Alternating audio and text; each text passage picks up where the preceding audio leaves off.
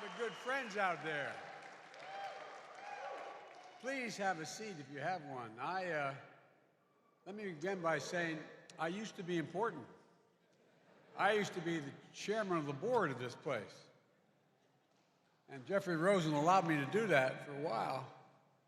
But thank you all for being here. I truly appreciate it. Governor, it's above and beyond the call. Mr. Mayor, I thought you were a great mayor.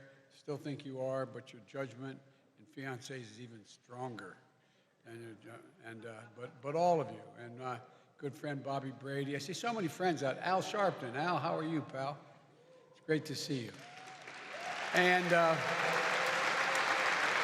I'm going to get in trouble here because I'm going to recognize my congresswoman from the state of Delaware, Lisa Blunt, Rochester, and her sister who used to run my office. Stand up. Well, folks, good afternoon.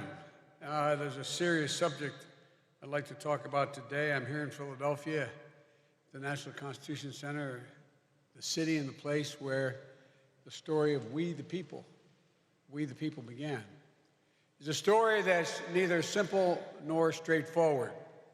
That's because the story is the sum of our parts, and all those parts are fundamentally human. And being human is to be imperfect, driven by appetite and ambition, as much as by goodness and grace. But some things in America should be simple and straightforward. Perhaps the most important of those things, the most fundamental of those things, is the right to vote. The right to vote freely.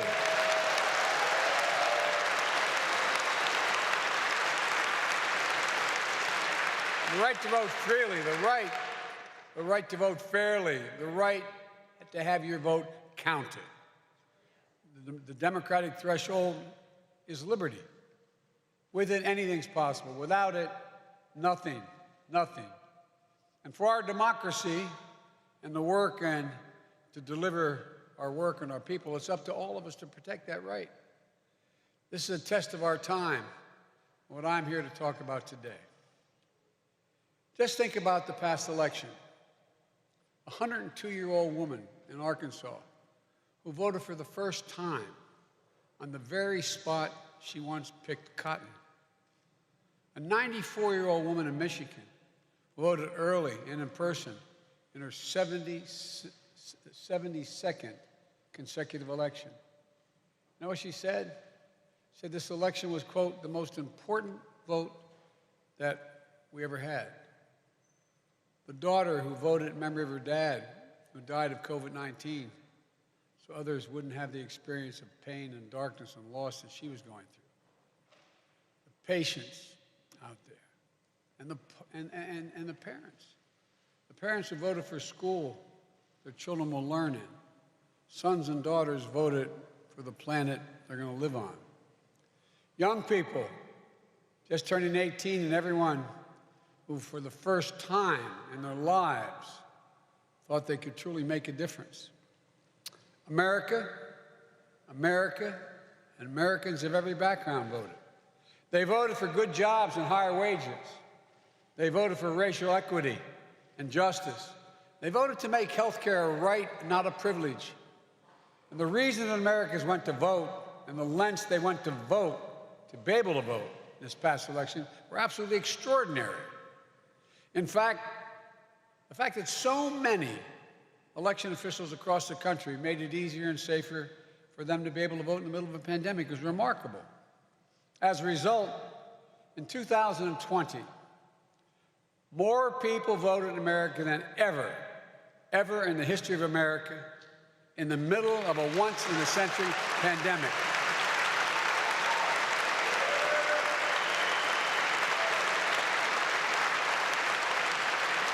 All told, more than 150 Americans of every age, of every race, of every background exercised their right to vote. They voted early. They voted absentee. They voted in person. They voted by mail. They voted by drop box. And then they got their families and friends to go out and vote. Election officials The entire electoral system withstood unrelenting political attacks, physical threats, intimidation, and pressure. They did so with unyielding courage and faith in our democracy.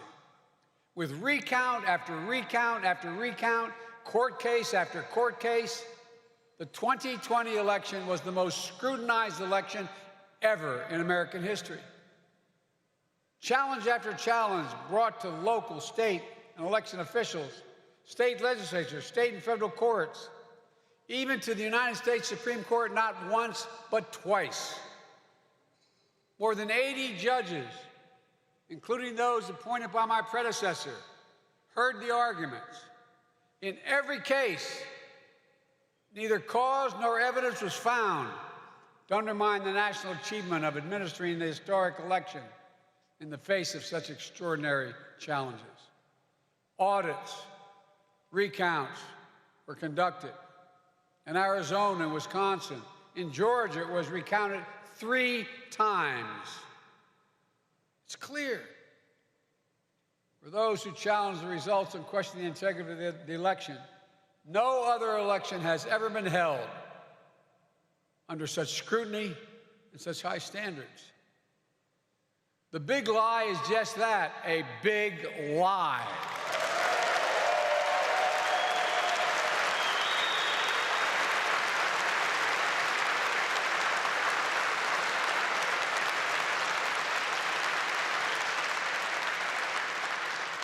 The 2020 election, it's not hyperbole, suggests the most examined and the fullest expression of the will of the people in the history of this nation. This should be celebrated, an example of America at its best. But instead, we continue to see an example of human nature at its worst, something darker and more sinister. In America, if you lose, you accept the results. You follow the Constitution. You try again. You don't call facts fake and then try to bring down the American experiment just because you're unhappy. That's not statesmanship.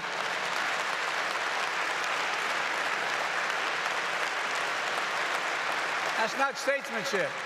That's selfishness. That's not democracy. It's the denial of the right to vote. It suppresses. It subjugates. The denial of full and free and fair elections is the most un-American thing that any of us can imagine, the most undemocratic, the most unpatriotic, yet sadly not unprecedented. From denying enslaved people full citizenship until the 13th, 14th, and 15th Amendments after the Civil War, to denying women the right to vote until the 19th Amendment 100 years ago, to poll taxes and literacy tests and the Ku Klux Klan campaigns of violence and terror that lasted into the 50s and 60s, to the Supreme Court decision in 2013, and then again just 2 weeks ago, a decision that weakened the landmark Voting Rights Act, to the willful attacks, election attacks in 2020, and then to a whole other level of threat, the violence and the deadly insurrection on the Capitol on January 6th. I just got back from Europe, speaking to the G7 and the NATO. They wonder, not a joke, they wonder, Gov. They ask me, is it going to be okay? The citadel of democracy in the world, is it going to be okay? Time and again, we've weathered threats to the right to vote in free and fair elections. And each time, we found a way to overcome. And that's what we must do today. Vice President Harris and I have spent our careers doing this work. And I've asked her to lead, to bring people together to protect the right to vote and our democracy. And it starts with continuing the fight to pass H.R. 1, the For the People Act.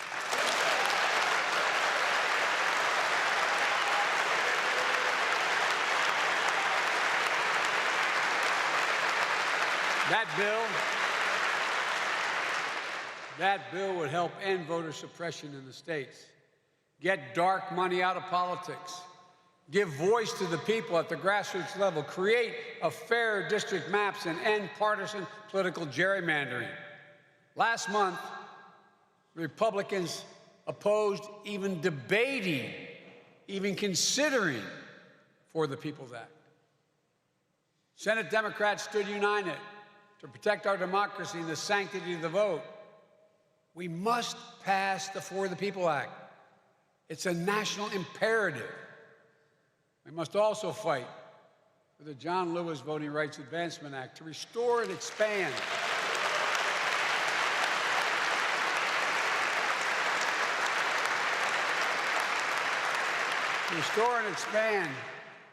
voting protections and prevent voter suppression. All the congresswomen and men here, there's a bunch of you. You knew John, many of you. Just weeks ago, the Supreme Court yet again weakened the Voting Rights Act and upheld what Justice Kagan called, quote, a significant race-based disparity in voting opportunities. The court's decision, as harmful as it is, does not limit the Congress's ability to repair the damage done. That's the important point. It puts the burden back on Congress to restore the Voting Rights Act to its intended strength. As soon as Congress passes the For the People Act and the John Lewis Voting Rights Advancement Act, I will sign it and let the whole world see it. That will be an important moment. And the world is wondering,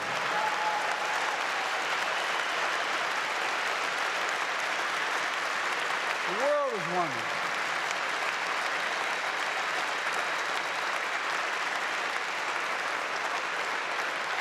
and Dwight knows what I'm talking about, for real. You know, the world is wondering, what is America going to do?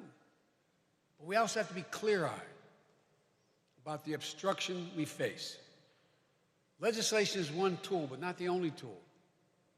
And it's not the only measure of our obligation to defend democracy today. For example, Attorney General Merrick Garland announced that the United States Department of Justice is going to be using its authorities to challenge the onslaught of state laws undermining voting rights in old and new ways. The focus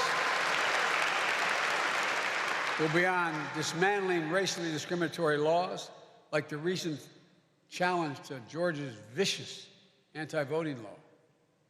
The Department of Justice will do so with a voting rights division that my request is doubling its size and enforcement staff.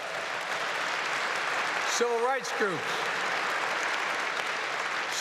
groups and other organizations have announced their plans to stay vigilant and challenge these odious laws in the courts. In Texas, for example, Republican-led state legislature wants to allow partisan poll watchers to intimidate voters and impartial poll workers. They want voters to dive further and be able to be in a position where they wonder who's watching them and intimidating them, to wait longer to vote, to drive a long way to get to vote. They want to make it so hard and inconvenient that they hope people don't vote at all. That's what this is about. This year alone, 17 states have enacted, not just proposed, but enacted, 28 new laws to make it harder for Americans to vote. Not to mention, and catch this, nearly 400 additional bills Republican members of the state legislatures are trying to pass. The 21st century Jim Crow assault is real. It's unrelenting. And we're going to challenge it vigorously. While this broad assault against voting rights is not unprecedented, it's taking on a new and literally pernicious forms.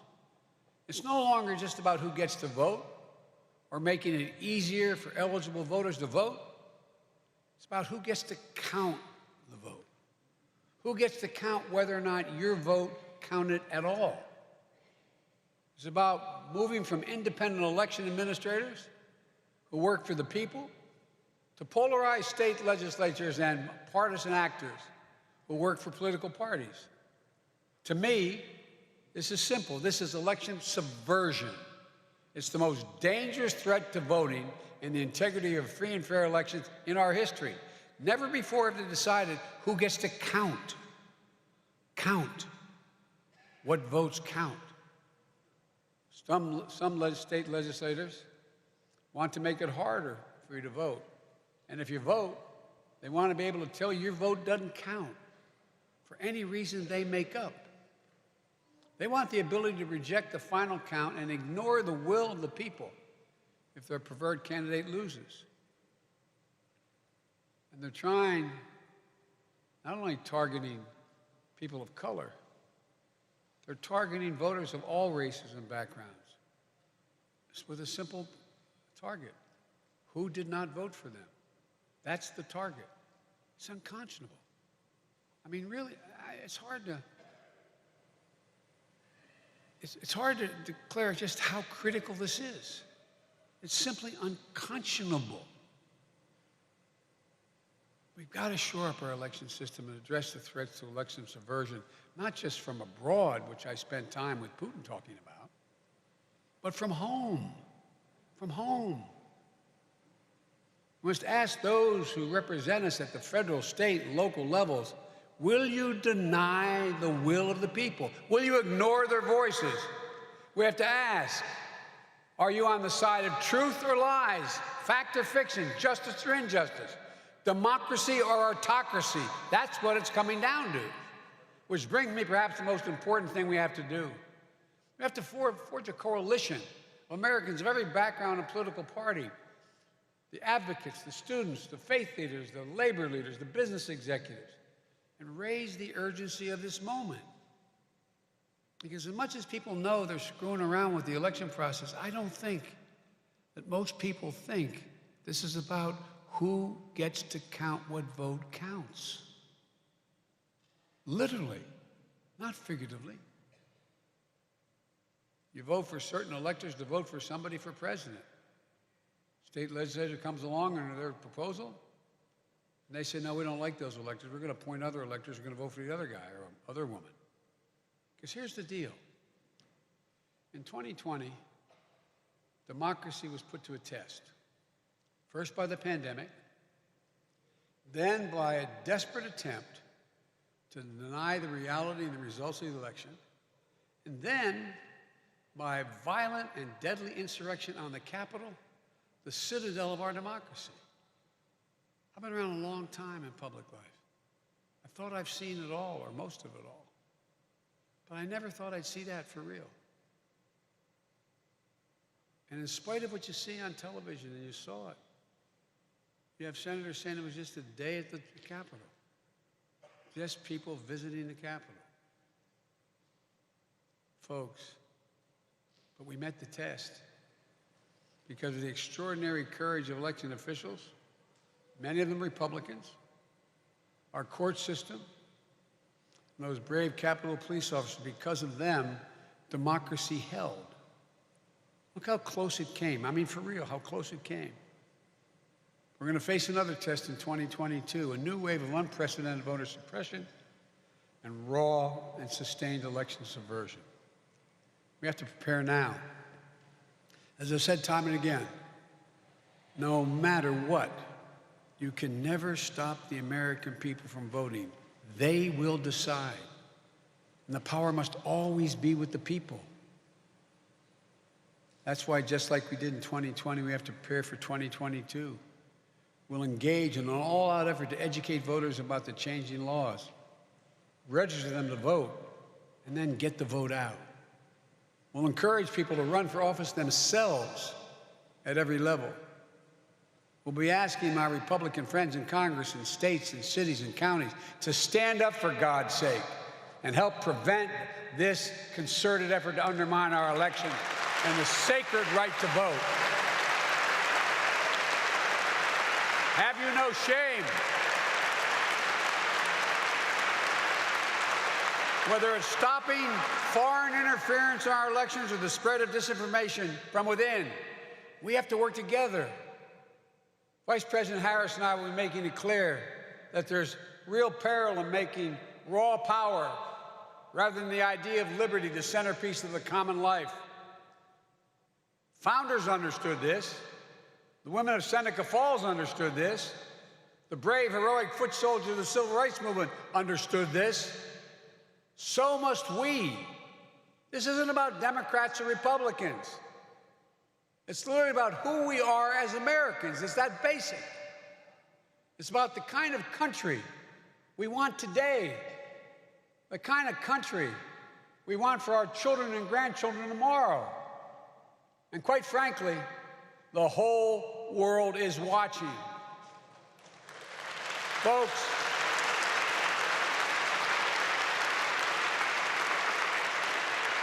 I'm not being sentimental. I'm not preaching to you.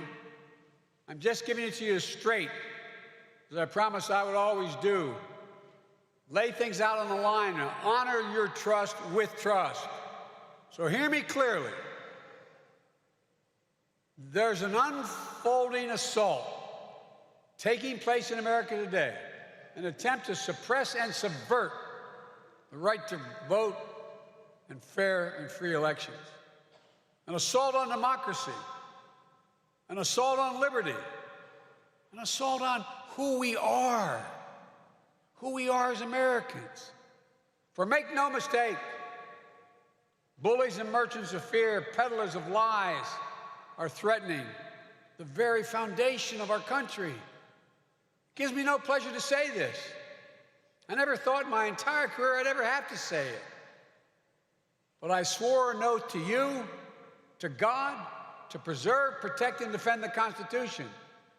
And that's an oath that forms a sacred trust to defend America against all threats, both foreign and domestic.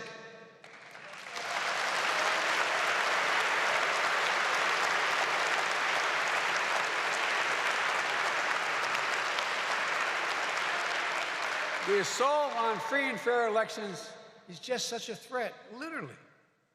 I've said it before. We're facing the most significant test of our democracy since the Civil War. That's not hyperbole. Since the Civil War. The Confederates, back then, never breached the Capitol, as insurrectionists did on January the 6th. I'm not saying this to alarm you. I'm saying this because you should be alarmed. I'm also saying this, there's good news. It doesn't have to be this way. It doesn't have to be, for real. We have the means. We just need the will. The will to save and strengthen our democracy. We did in 2020. The battle for the soul of America, in that battle, the people voted. Democracy prevailed. Our Constitution held. We have to do it again. My fellow Americans, it requires fair-mindedness, devotion to justice. Corny as it sounds, love of country. Requires us to unite in common purpose, declares here and now, we the people will never give up. We will not give in. We will overcome. We will do it together. And guaranteeing the right to vote, ensuring every vote is counted, has always been the most patriotic thing we can do. Just remember, our late friend John Lewis said, freedom is not a state, it's an act. Freedom is not a state, it's an act. And we must act and we will act.